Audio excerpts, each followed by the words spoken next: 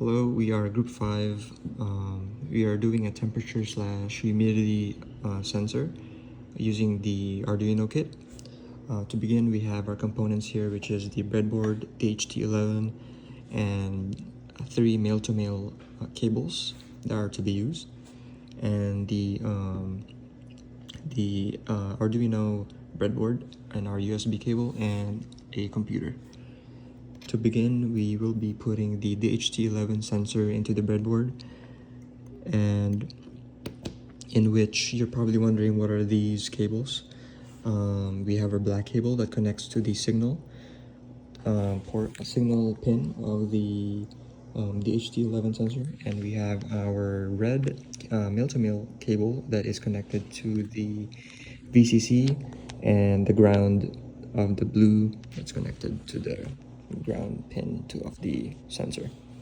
After connecting to the DHT11 sensor to the breadboard, from signal attached to A3 or analog 3, VCC goes to 3.3 volts. Lastly, ground goes to the Arduino ground.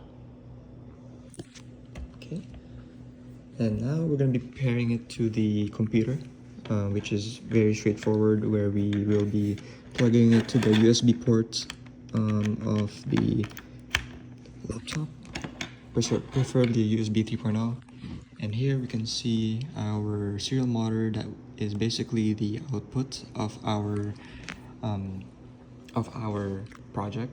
Here we can see our code, which is from 1 to 40 lines of code. Very simple but very helpful and very effective type of project.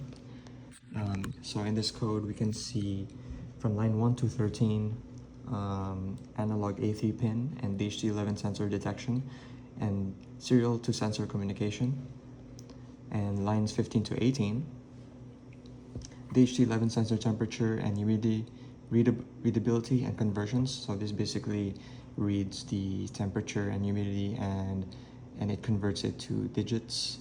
Line 20 to 31, it prints the temperature and humidity variables into the serial motor, which you can see right now in the room. The humidity is around 57% and temperature is around 22.10 Celsius, as you can see. So if the DHT11 sensor, you can see here, is not detected or is not cabled correctly, it will show an error message which will say failed to read from the DHT sensor. And our last line, which is line 33, it basically is the delay settings for the output of the information in the serial motor on how fast it will be shown.